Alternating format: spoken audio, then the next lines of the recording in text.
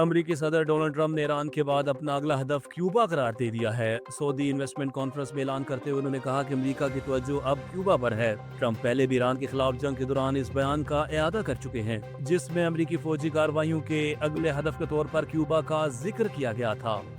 امریکی حکومتی جماعت ریپبلکن کے ایک سینٹر نے بھی اس بیان کی حمایت کی اور کہا کہ کمیونسٹ امریت زدہ ممالک کے دن گنے چاہ چکے ہیں، جبکہ امریکہ اپنے قومی مفادات کے تحفظ کے لیے ہر ممکن اقدام کرے گا۔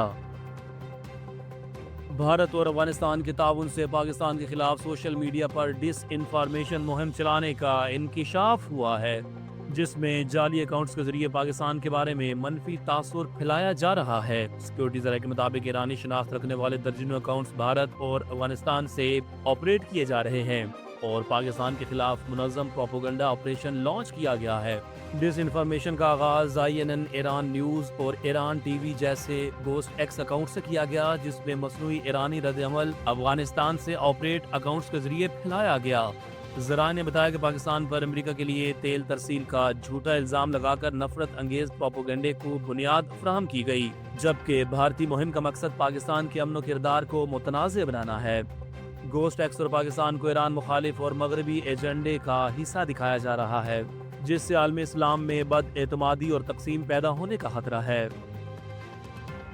سعودی عرب، ترکیہ اور مصر کے وزرائے خارجہ 29 اور 30 مارچ 2026 کو پاکستان کا اہم دورہ کریں گے، جس میں علاقائی صورتحال اور باہمی تعاون سمیت مختلف امور پر تفصیلی بات چیت کی جائے گی۔ دفتر خارجہ کے ترجمان کے مطابق یہ دورہ نائب وزیر اعظم و وزیر خارجہ سینیٹر محمد اسحاق ڈار کی دعوت پر ہو رہا ہے۔ سعودی وزیر خارجہ شہزادہ فیصل بن فرحان ال سعود، ترکیہ کے وزیر خارجہ حاکان فیدان اور مصر کے وزیر خارجہ ڈاکٹر بدر عبدالعاطی اسلام آباد پہنچیں گے۔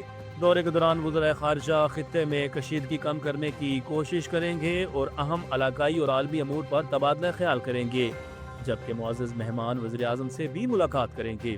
ترجمان نے کہا کہ پاکستان سعودی عرب، ترکیہ اور مصر کے ساتھ برادرانہ تعلقات کو انتہائی اہمیت دیتا ہے اور یہ دورہ باہمی تعاون اور ہم آہنگی کو مزید فروغ دینے کا موقع فراہم کرے گا۔ وزیر اعظم شہباز شریف نے ارتھ آور کے موقع پر کہا ہے کہ ماحولیاتی چیلنجز کے اس دور میں زمین کا تحفظ ہم سب کی مشترکہ ذمہ داری ہے۔ اپنے پیغام میں انہوں نے قوم سے اپیل کی کہ ارتھ آور میں بھرپور شرکت کریں اور رات 8:30 بجے سے 9:30 تک 1 گھنٹے کے لیے غیر ضروری بجلی اور روشنیاں بند رکھے۔ وزیر اعظم کا کہنا تھا کہ اس سال ارتھ آور زمین کے لیے 1 گھنٹہ کے عنوان سے منایا جا رہا ہے، جس کا مقصد ماحولیاتی تحفظ اور توانائی کے مؤثر استعمال سے متعلق آگاہی پیدا کرنا ہے۔ انہوں نے کہا کہ موسمیاتی تبدیلی کے چیلنجز سے نمٹنے کے لیے حکومت موسمیاتی مزاحمت پر مبنی ترقیاتی ایجنڈے پر کام کر رہی ہے۔ اسرائیلی فوج IDF نے تصدیق کی ہے کہ ہفتے کی صبح یمن سے اسرائیل کی جانب ایک میزائل داغا گیا، جس کے بعد خطرے کو روکنے کے لیے فضائی دفاعی نظام کو فعال کر دیا گیا۔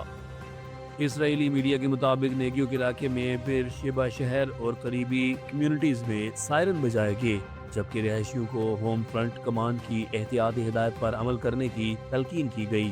رپورٹس کے مطابق حوثیوں کی جانب سے جنوبی اسرائیل کی طرف میزائل فائر کیا گیا اور ایلات سمیت قریبی علاقوں میں الرٹ جاری کیا گیا۔ حکام کا کہنا ہے کہ حملے میں فوری طور پر کسی جانی نقصان یا بڑے مالی نقصان کی اطلاع موصول نہیں ہوئی۔ تاہم 28 فروری کو جنگ شروع ہونے کے بعد یمن سے اسرائیل کی طرف یہ پہلا تصدیق شدہ میزائل حملہ قرار دیا جا رہا ہے۔